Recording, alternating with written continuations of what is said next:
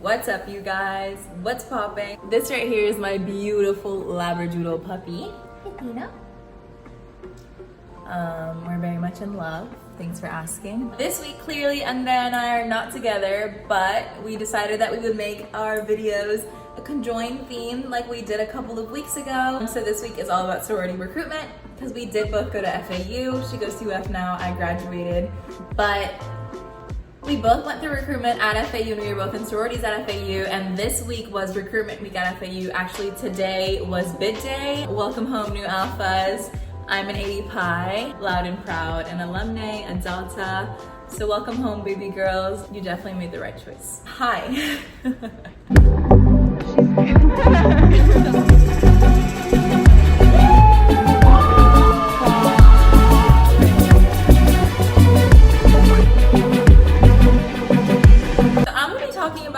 The other side of recruitment. So Andrea talked about everything that has to do with going through recruitment. I'm going to talk about the back side of it. So I actually got to experience a full fall recruitment from the side of a recruiter. So it was interesting to say the least. Let's go step by step. So I'm gonna start with the preparation. So first, you think you prepare to go through recruitment like mentally and physically, and like get your outfits together, and you prepare what makeup looks you're gonna. We go through a week of training, which is called Spirit Week, and we sit there and learn all of our chants. We practice how to talk to the girls.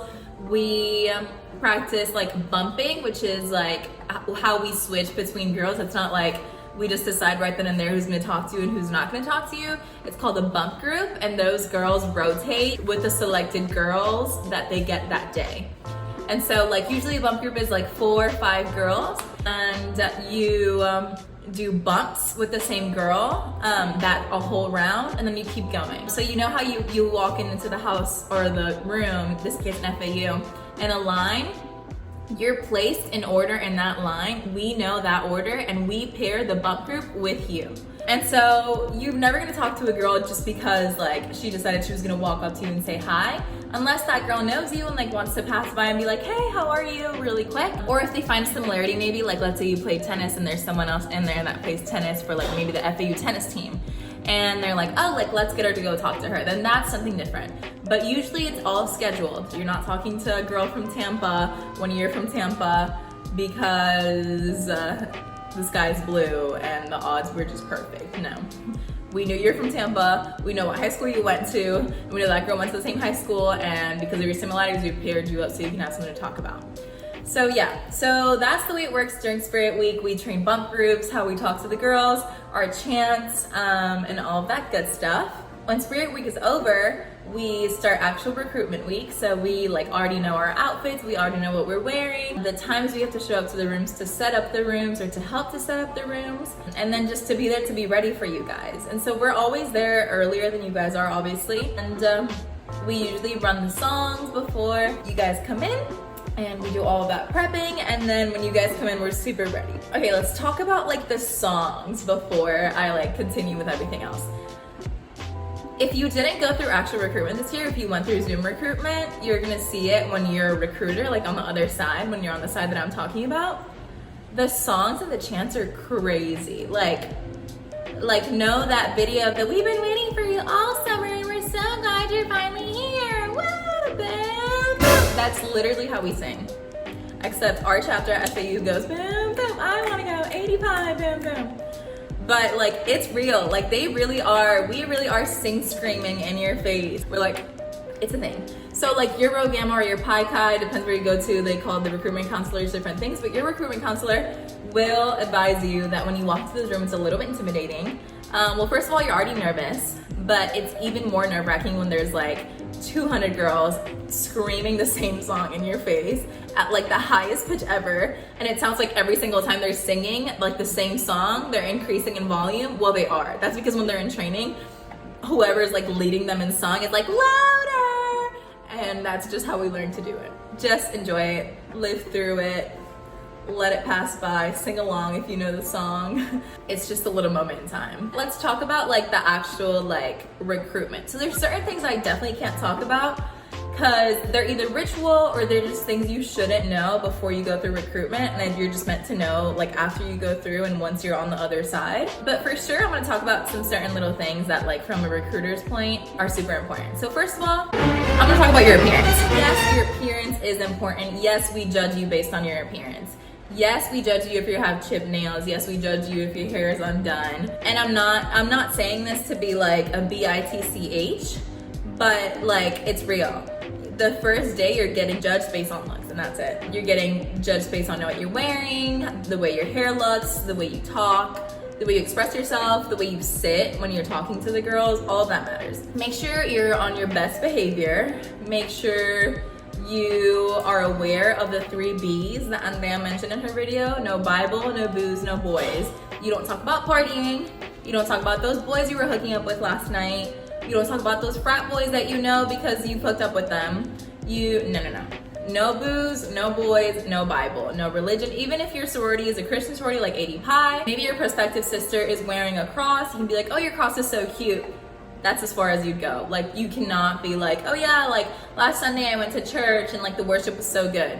Don't talk about it. Whenever you're in there, you guys will definitely all enjoy whatever religion you guys are part of in your rituals together, but just don't do it while you're going through recruitment. So those are some things that are like really important when you're like thinking about what you're gonna talk about. What you're gonna dress like, make sure that your dress isn't too short that when you sit, it like rides up too much. If you're wearing a skirt, the same thing. Make sure you don't wear any denim, it's not appropriate. If you're gonna wear heels, make sure you can walk in them. We can notice when you're walking through the room that you can't walk in your heels. If you can't walk in them, wear little short heels or wear cute flats. It's better than if you can't walk in them. Your jewelry, make sure it's like nothing that like distracts you and nothing that you play with. So like for example, you can't wear any like ponytails on your wrists.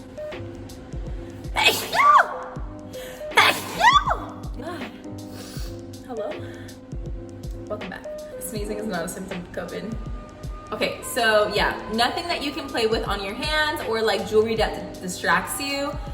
So like if you're someone that's like kind of anxious, or that when you get a little anxious, you play with the things that are on your face or stuff like that, put your hair back, put the jewelry that you can't like access or play with. Make sure you're not fidgeting with anything that you have on. So like your recruitment counselor will tell you like no ponytail, like holders on your hands, no watches, because we don't want you like checking the time, being like, how much time do I have left in here? Like it just makes you seem uninterested, or like you're just more nervous than you are. So no watches, no ponytails, no nothing that's distracting or something that you could fidget with. Other tips from the recruiter side, I would say, yes, it's fake. Yes, we're all putting on our pretty little Barbie faces and smiling our way through the pain for however many hours a day and talking to you in full volume. And yes, at the end of recruitment, none of us can talk. But if we're putting in the effort, you really need to put in the effort. And if you think you're nervous on the recruitment side, like when you're being recruited, recruiting is so nerve-wracking, like thinking that like the girl is gonna think you're boring, because you're the face of your sorority at that point. If you're sitting there and you're boring the girl, she's not gonna wanna come back.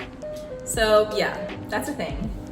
Also, at the end of every round, we go into our little portal and we judge the girls. So it's like right after, it's not like we're looking at this at the end of the night and being like, these girls, no, these girls, yes. No, like right then and there, we give you guys a rating, and we go back at the end of the night, and there's like people that aren't in the room at the time. They go through that list and they sort through and see who's gonna come back the next day and who's not. So the first couple of rounds, sisterhood, philanthropy, scholarship, I think those are the 3 at FAU, sisterhood, philanthropy, and scholarship.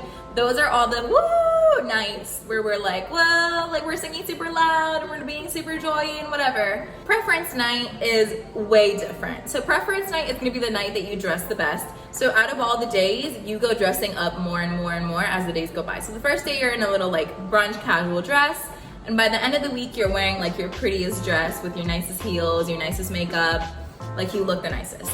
So yeah, make sure you prepare for that like transition so that at the end of the week you look your best. So that day at FAU, I'm pretty sure that's the same at every school, you go to 2 sororities and that's the night where you pick. But they also are picking, it's not just you. So you just go in and it's a super emotional night. For AD Pi, it's a really, really special night. The girls will share the stories of why they went AD Pi. reasons why they're still in AD stuff like that. And it gets really emotional. So like usually they say like the sorority you cry in is like the sorority you're meant to be in. I remember bawling my eyes out at AD that night. It was crazy. So that's the day where like you get to say like hope to see you tomorrow, or like would love to see you tomorrow. The girls aren't supposed to make any promises to you. So like we're on the recruitment side, we're not recruiting side. We're not supposed to be like, oh, like see you tomorrow, or like, oh, can't wait to hug you tomorrow. Like, no.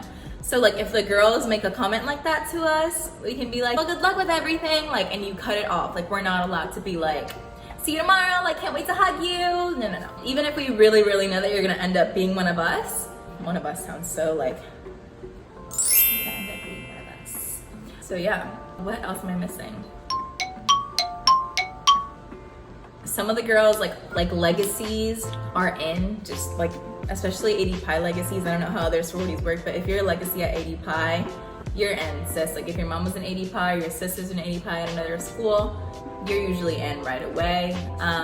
Unless there's like a really big reason why you can't be in, like a GPA, which I don't even think it like affects. I'm not gonna say it does or it doesn't, but I'm pretty sure GPA doesn't affect you getting accepted into our sorority. That's your high school GPA, by the way.